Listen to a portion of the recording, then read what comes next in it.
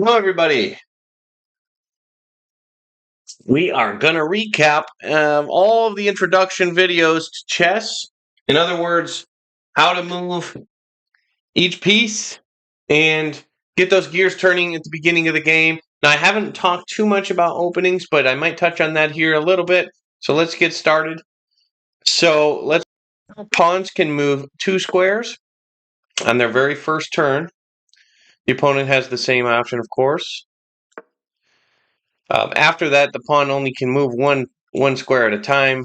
If it's capturing, it can move diagonal, only if it's capturing. And it can only capture one diagonal away.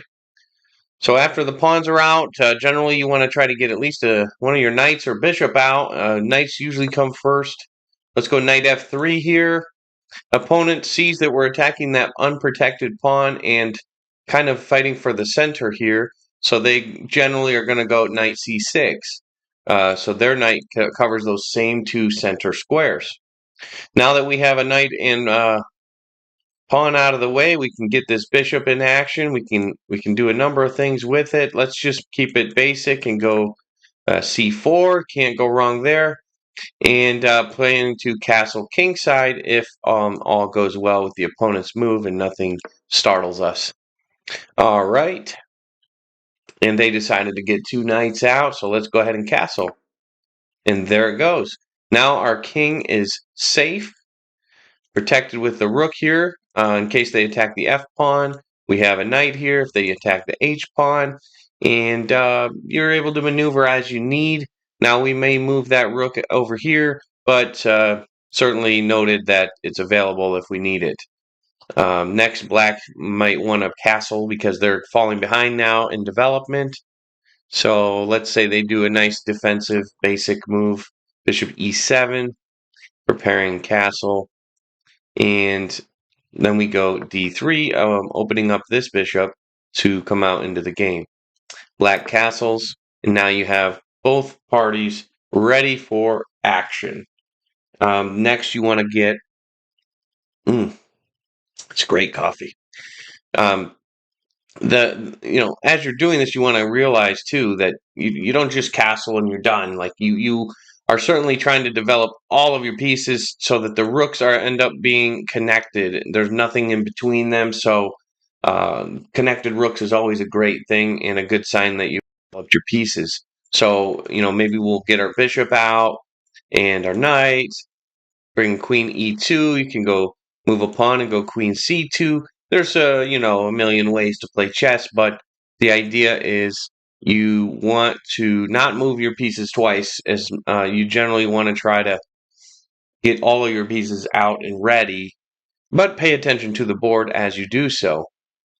Let's say white decides, you know what? Let's just get the knight and see where we want to put our bishop after that, and see if the opponent gives us a clue on where we want to put it.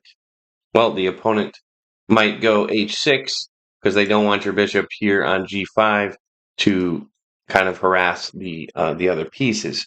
So that helps us make the decision. Okay, how about what if we go bishop e3 because we can't go g5 and we can't go f4, we'd be captured by this pawn. Now, this opens up a nice diagonal, so the bishop has access to many places and also defends this pawn. So it's a solid looking start, and I suppose black could do something similar. And sometimes black will try to trade bishop. Maybe they'll lift this pawn on d6 and then bring their bishop here to offer a trade of bishops, which would help their king not be so under pressure by my light squared bishop. So hopefully that makes sense. And again, this video kind of assumes you already watched the how to move each piece, but hopefully is a refresher as well. So let's say if I were black, maybe I would, well, I could see moving this pawn. Yeah, I think the D pawn and prepare to get this bishop in the game. Now, white has to decide, do I want to face a potential bishop on g4, which would pin my knight between my queen, or do I want to move the H pawn and prevent that?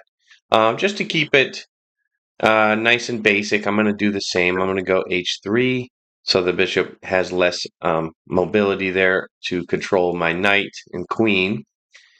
And let's say they offer to trade bishops. Very common.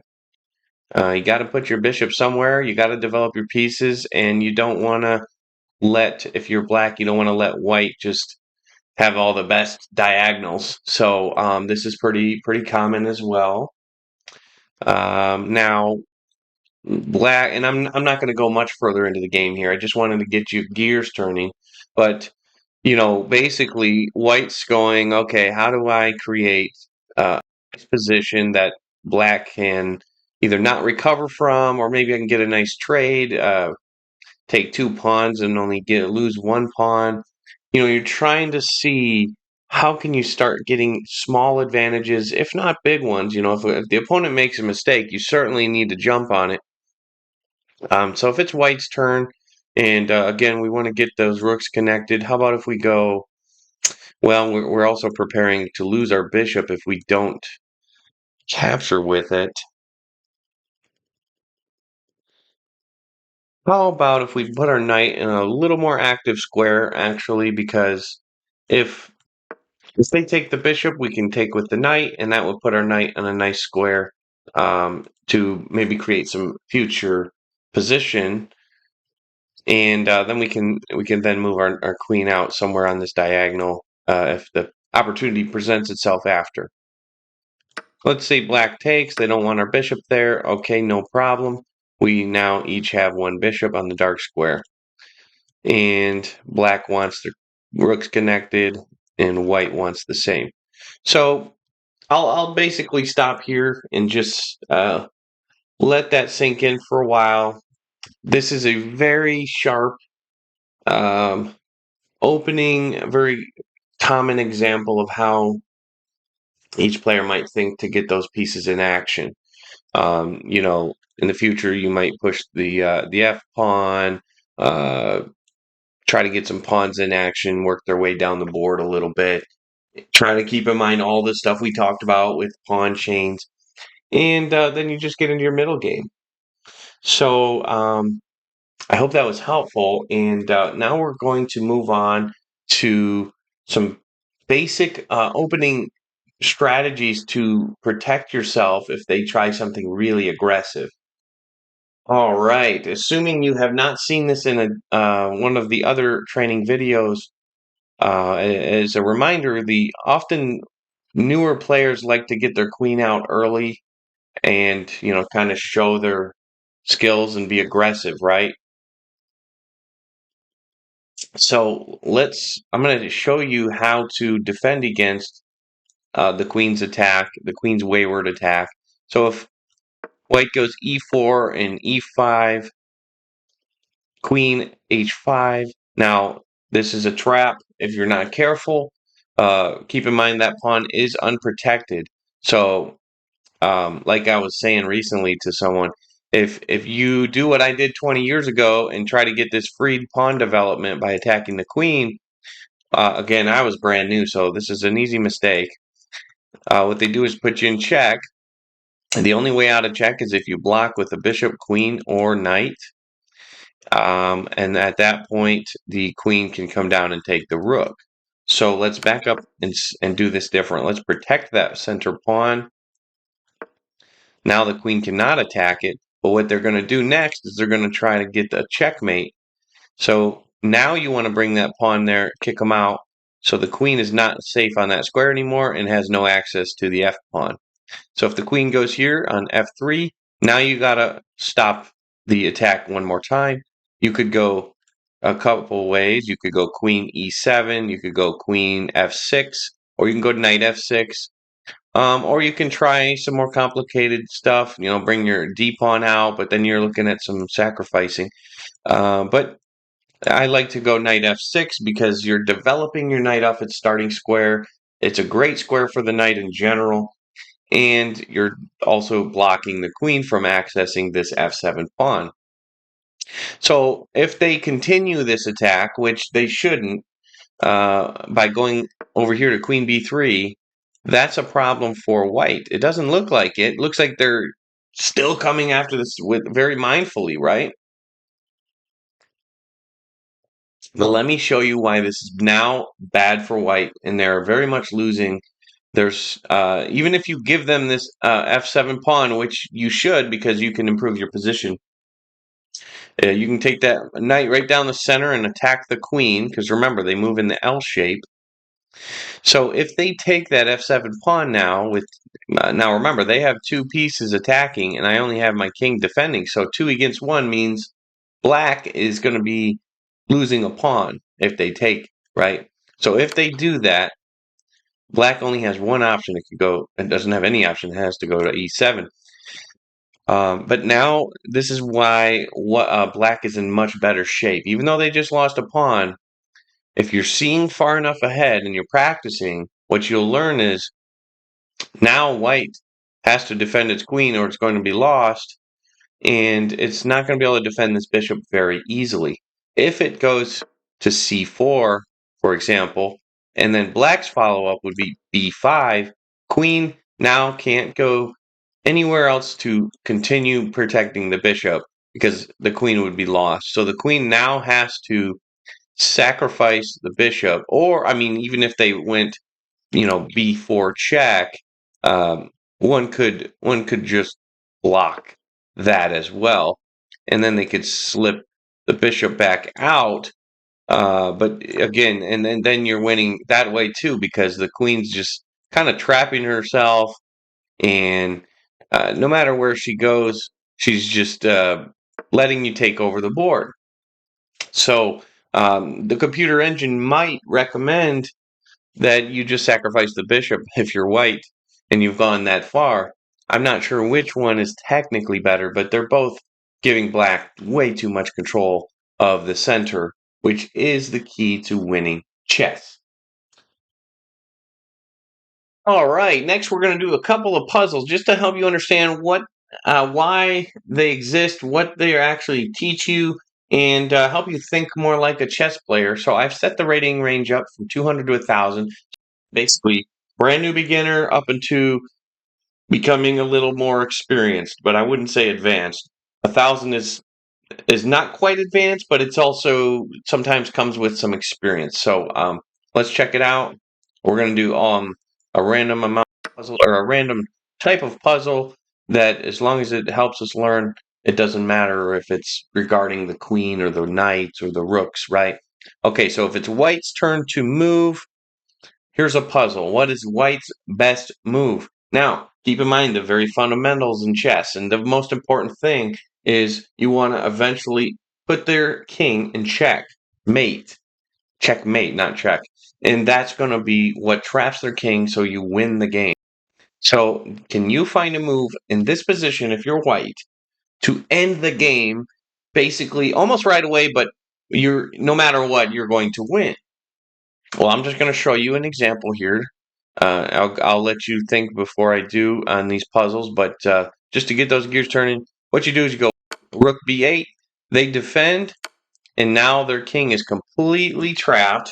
They are unable to escape. So keep that in mind. Not every puzzle is going to be a game-winning move like that. Sometimes you're just capturing a stronger piece, winning a trade, or possibly even defending a position from getting out of control defensively. Okay, white's turn to move. Can you find this is very similar to the first one. Now, do you want to defend your knight from being attacked? Move your king on a better square. Well, can't go there. I don't know. I think I'm just going to go ahead and show it. You're going to go rook f8. Completely winning right there. All right, let's go to the next one. White's turn to move. There is a move right now. Now, this is a little bit more advanced of a move. Not quite so simple, but you can end the game right now with white's queen or pawn. I'm not going to tell you which. All right, I've given you a couple moments. Now let's check it out. It's queen f4. The king cannot escape to any square. The king cannot take the queen because the pawn is protecting the queen. So the king is now going to surrender and checkmate. And we'll just do a couple more. And I'm really happy to see that hopefully you're getting those gears turning. Now, try to calculate this out. It looks like if you take the queen, the king can take. So would that work? You decide. I'm going to give you a couple more seconds. Keep in mind too, sometimes it's just a matter of a good trade. It's not always a game-winning move. Okay, in this example, I did try to mislead you just to see if you're paying attention. So if you the king cannot take this queen because this rook on g8 is protecting. So if king takes, rook takes, and you can't move into check, or your king would make an illegal move, basically. All right, let's see. Oh, okay, this one looks quite different.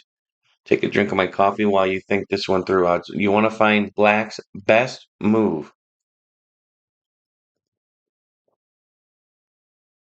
Now, black can move here and actually end the game in one move. Let's see if you can spot it. 3 seconds. All right, the answer is H1. Oh, and I apologize. That's not the game ending until now you follow up with H5. Um, my mistake. But when you're doing puzzles, sometimes you're trying to practice on the clock. It's like they'll time it. So I apologize for miscalculating there. But generally, in a game, you're going to want to sit there and really calculate further. So do as I say, not as I do there. But we'll do one more puzzle. White's turn to move. Let's see. It looks like.